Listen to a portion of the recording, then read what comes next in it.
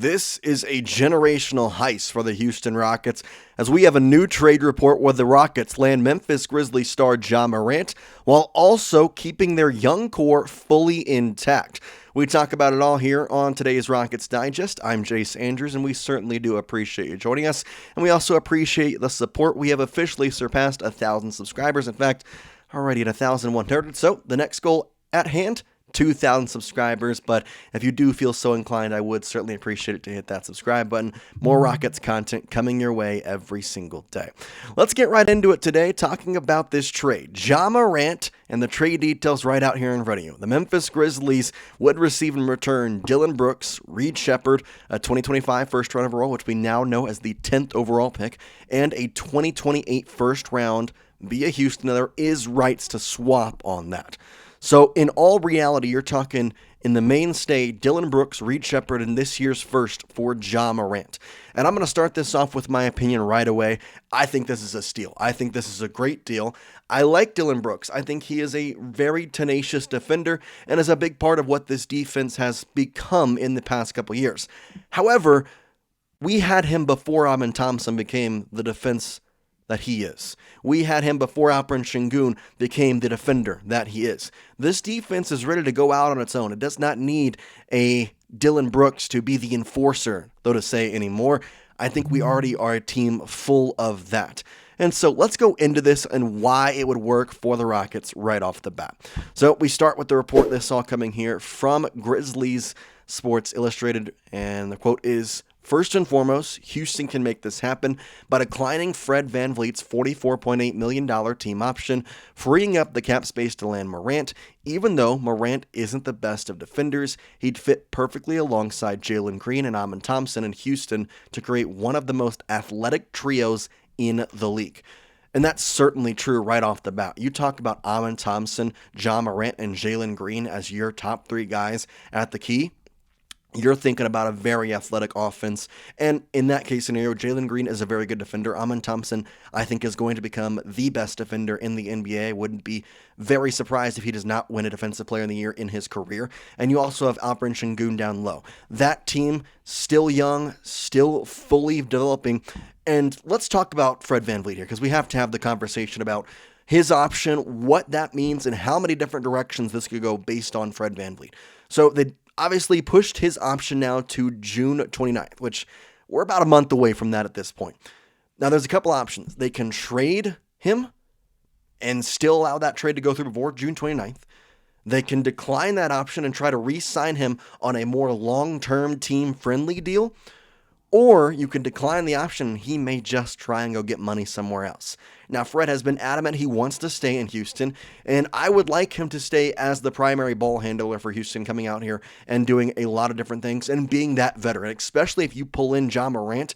I mean, let's be honest, when you traded for Dillon Brooks, he was not in the, let's say, media light as the way you would like to put, and Ja Morant kind of similarly has not gotten the media light that you would like. But it doesn't mean he's not a good basketball player. He is certainly a very good player, and this is where I want to go into all the stats about the people that you would have on your roster while trading for this.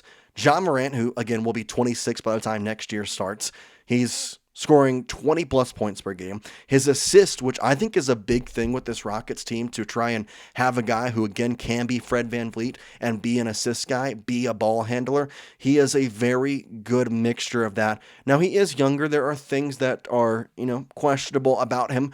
But at the same time, I think if you got him in the room with Coach Ime Udoka, it is going to be a perfect mix. He's going to pretty much straight up tell Ja, no more of the whole guns or all that stuff. We're not doing any of that.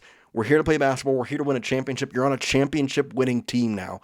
And we have Fred VanVleet, who has also kind of asserted that coaching role, who if you decline that team option, you can bring him back on a team-friendly deal. And because you're going to get rid of Dillon Brooks and Sheppard, there is still money to sign Fred VanVleet. And maybe you don't sign him to like a big thing right away, but that could be like a sort of contract where you sign for a little bit in the first couple of years, and then as you grow, the contract could be bigger. Now, it's a risky contract, but again, I think when you're trying to win now, you have to take risks. But I do want to continue on and kind of talk about why it's so important to try and keep this young core intact, and this is where we go into more stats. So, Jalen Green, there's been so many talks about him being traded in. I will flat out tell you my opinion. If the Rockets were to trade one of Jalen Green, Alperen Thompson, or Alperen Şengün, I'm trading Jalen Green over the other two. No ifs, ands, or buts about it. Yes, Jalen Green is great. Yes, he is only 23 years old. Yes, he is averaging 20 points per game and basically has been doing that for his entire career. However, Alperen Şengün and Alperen Thompson have the groundwork to be better players. I'm not saying that Jalen has reached his peak. I'm just saying that Alperen and Alperen are here in better players.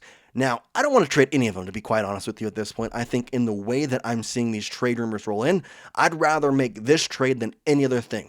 It's Ja Morant, Trae Young, or Tyler Hero to me. I don't see a Giannis or a Kevin Durant trade being beneficial to the Rockets and their push for the winning success over a decade of time. Yeah, it might help for next year. Yeah, it might help for the next year after that. But I don't see it being a thing for years and years to come. And there's also something to say about homegrown talent. And Jalen Green is homegrown, and so is Alperen, and so is Alperen. So in that aspect, I think that's a big thing to talk about. Now, Jalen isn't the only one that I want to talk about, because the leaps that Alperen Thompson took this season were just otherworldly. 22 years old, he's averaging 14 points per game this year, and again, he has not been in the league that long. 8.2 rebounds per game, 3.8 assists per game. This guy was very good in so many different aspects in the stat sheet that you're seeing in front of you. But at the same time, something that is not mentioned is his non-stats that he is showing on the court. And I want to try and compare him to some of his teammates this year in terms of Steven Adams, in the way that he is just such a difference maker on the defensive end. And while Amon is not the same as the Steven Adams, he is that presence on the defensive end where you can put him on a guy and you know that he will lock him down pretty much all night long. In fact, there was an article put out early on this season that literally Ime Udoka said, I get frustrated when somebody gets a three off Amon. 1-3 in the game, I'm upset, because that's how good of a defender he is, and that's how good he has the ability to be.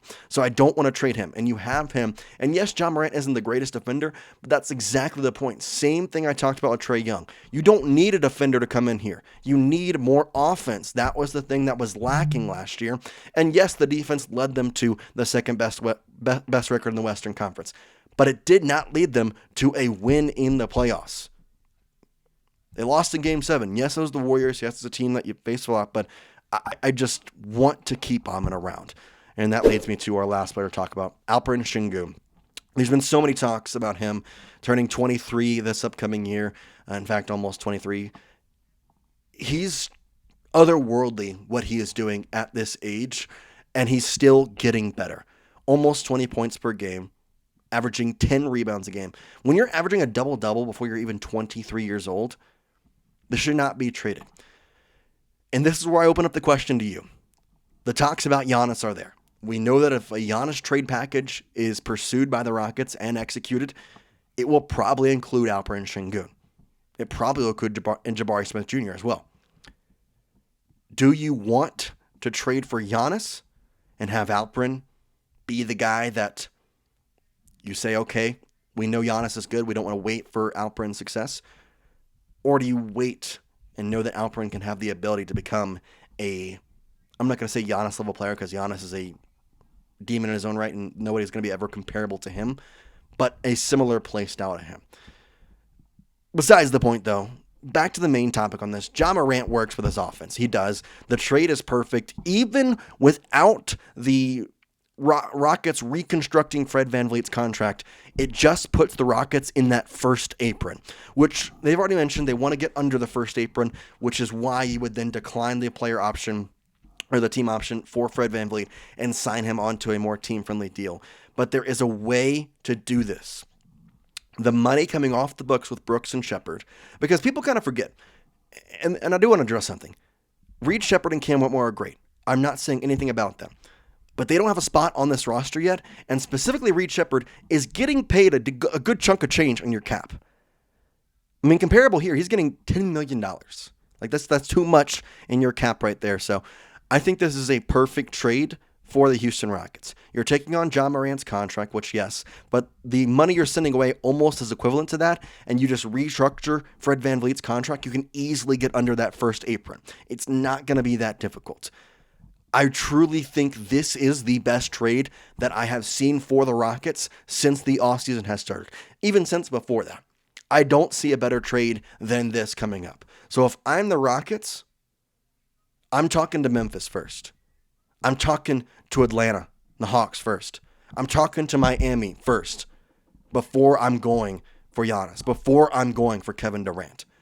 Because if you can make this team better without giving up Amon, Jalen, Alperen, do it. If you want to make this team better while giving up one of Jalen, Amon, Alperen, even Jabari Smith for that instance, that's a big, big decision. And I don't know if I'm on board with it, to be quite frank. And that's why I like doing these videos and like talking to y'all, because I'm either reading every comments, I'm seeing all the stuff you're putting in there.